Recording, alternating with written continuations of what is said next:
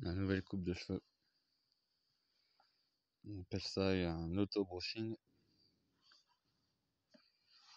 J'ai même pris une douche aujourd'hui. Ça, c'est ma voiture. Nouvelle voiture. Ça, c'est la maison de la famille.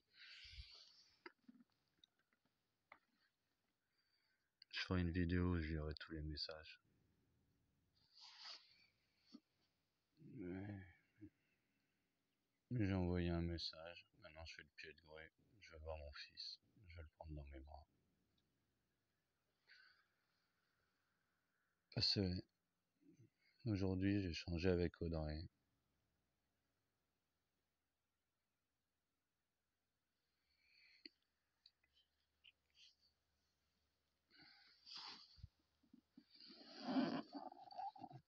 Ça se passe de mal en mal, de mal en pire. Et oui, c'est dur d'accepter que tout ceci est un gros gâchis, que j'ai sacrifié mon fils aîné pour eux,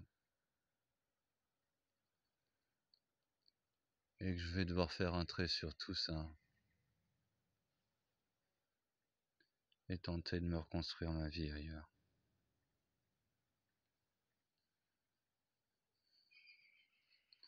Il va vivre le même manque que j'ai vécu. Il va vivre la même vie que j'ai vécue en fait. Et un jour, quand je vais mourir, il sera très riche d'un coup.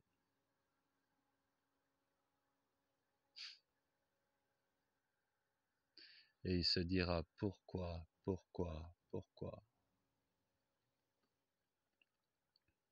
Parce que les femmes sont malades, mon garçon. Parce que ce monde est malade.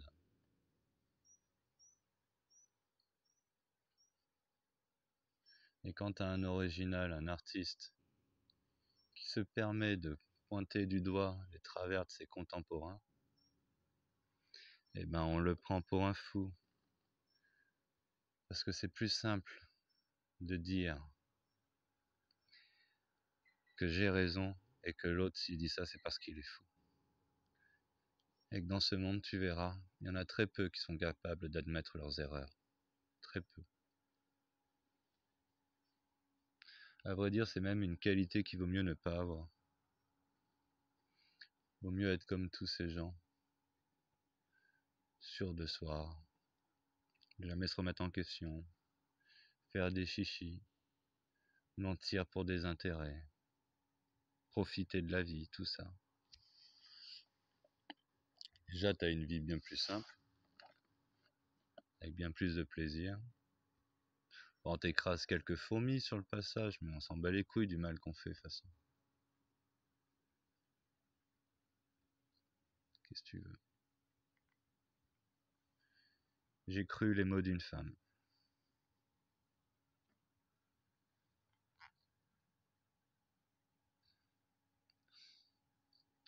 Et aujourd'hui, je suis impuissant. La loi n'est pas là pour m'aider. Dès que j'ai senti le roussi et que j'ai écrit à des tribunaux pour avoir des audiences, à Réunion, à Bordeaux, toujours aucun courrier d'audience. J'ai proposé à l'écrit des solutions. Il y avait même un moment dans l'histoire où Audrey était d'accord pour venir à Tahiti avec toi et essayer de s'installer à nous trois. Bon, le seul problème à ce projet, c'est que tes grands-parents, au lieu d'accepter notre décision, eh ben ils ont pourri la vie de ta mère. Bon, après, ta mère a bien pourri la vie de tes grands-parents aussi. Et elle s'est sentie tiraillée entre sa famille et moi. Et au final, elle a rallié son clan. Et elle m'a rejeté moi.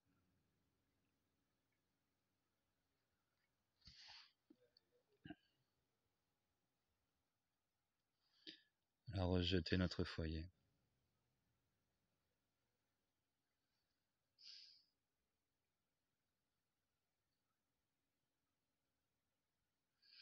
fais tout ce que je peux, mon garçon, pour essayer de nous redonner une chance.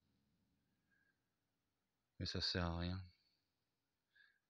Plus le temps va passer, plus ta mère sera, comment on pourrait dire, convaincue de son histoire, de sa fiction. J'ai eu des torts, hein. J'ai eu des excès. Elle en a eu énormément.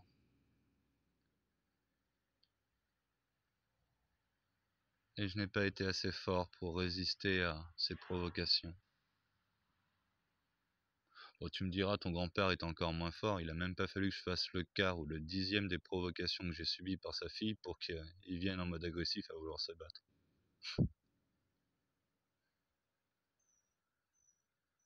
Alors qu'en plus, il aurait pu être intelligent, il aurait pu voir qu'il y avait de l'eau dans le gaz avec moi et Audrey, jouer la neutralité et me permettre de voir mon fils sans sa mère, tu vois, sans ta mère.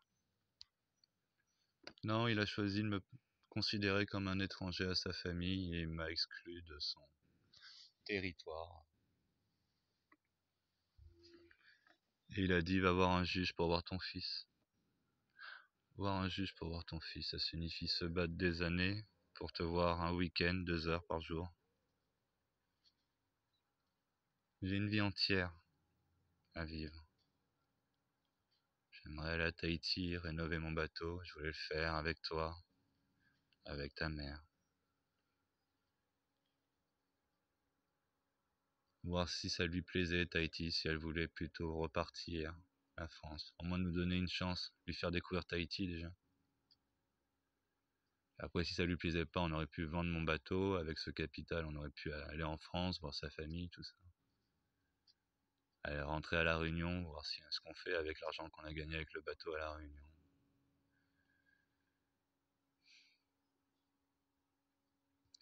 Non, on n'a fait que ce qu'elle voulait. De toute façon, si les futures démarches administratives, judiciaires qui vont entreprendre ta famille maternelle contre moi ne vont pas faire sauter toutes les vidéos de cette chaîne, ben, si jamais je meurs pendant ton adolescence, j'ai pas le luxe de te voir, de te parler d'adulte à adulte, et que tu as accès à cette chaîne YouTube, je crois que tu pourras comprendre quel genre d'homme j'étais, mes qualités, mes défauts. Toute ma vie, j'ai recherché la mémoire de mon père.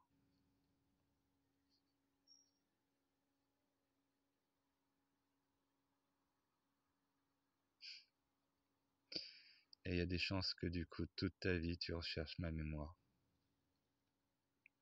On va dire que ces minutes posées, ben c'est ma tentative de te parler. Et qu'en réalité, si j'ai pas pu te voir grandir, ben c'est à cause de... Eux, ils diront que c'est à cause de moi. Hein. Ils diront que j'étais fou, que je les ai insultés, patati, patata. Oui, je les ai tous insultés. Je dirais même que j'ai été violent verbalement. Ils en ont tous pris pour leur grade.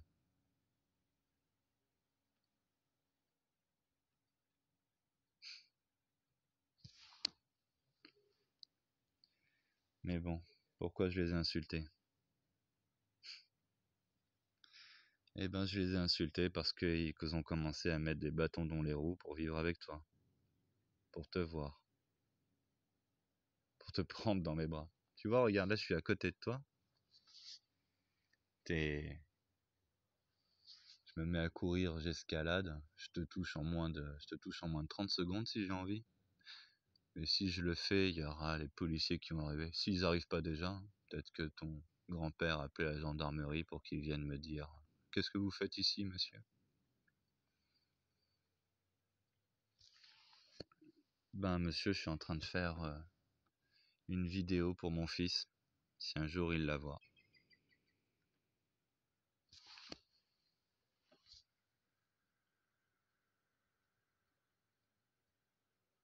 J'ai même envie de dormir là, sur le toit de la voiture. Ou de dormir dans ma voiture. Je sais pas.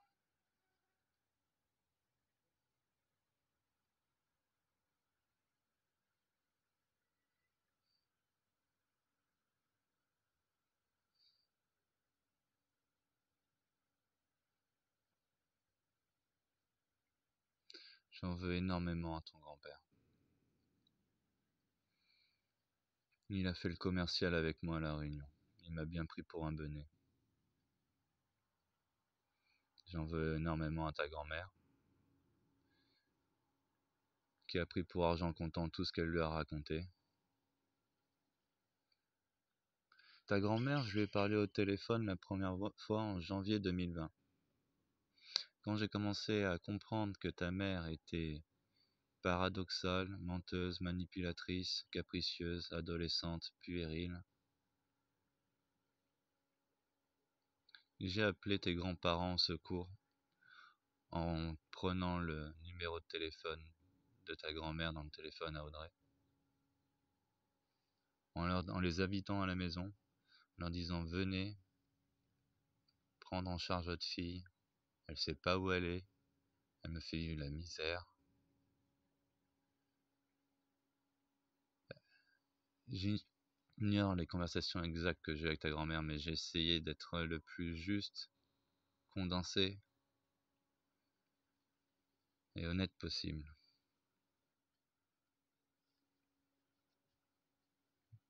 J'aime profondément ta mère malgré tout ce qu'elle m'a fait vivre.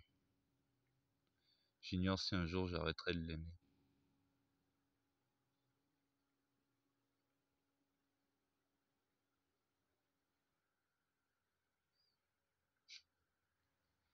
Tout ce que je sais, c'est qu'elle a brisé mon rêve de famille après me l'avoir fait miroiter.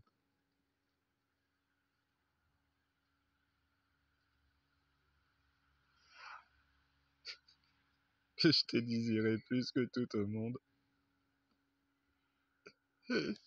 J'ai même pas le luxe de te prendre dans mes bras.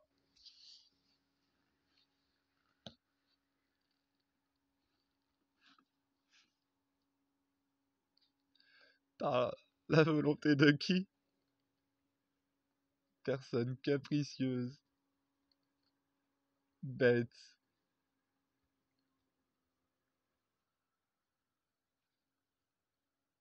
des arrivistes,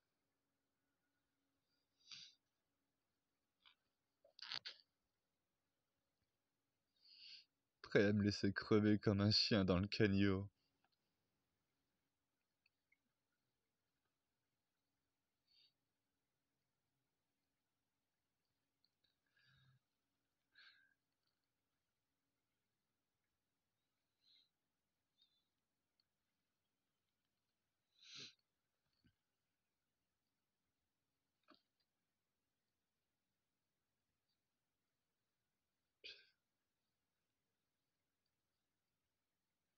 J'aimerais tant pouvoir être maître de ton destin.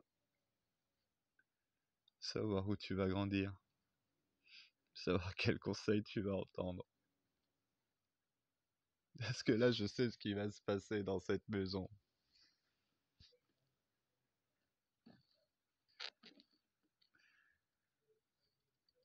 Principe de mère, tu vas entendre.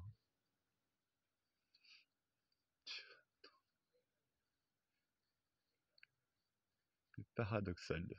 Tu vas voir le paradoxe de ta mère. Et même quand tu seras plus sage qu'eux, ils vont dire c'est pas comme ça qu'il faut être.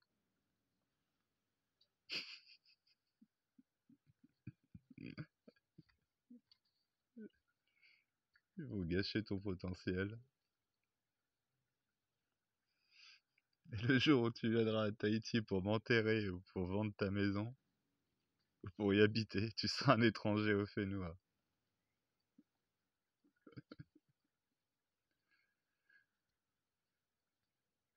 Un papa.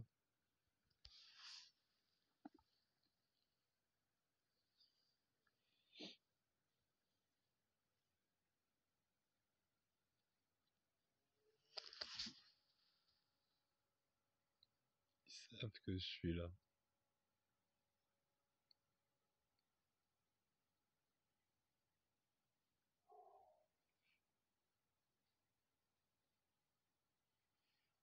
Mais jamais.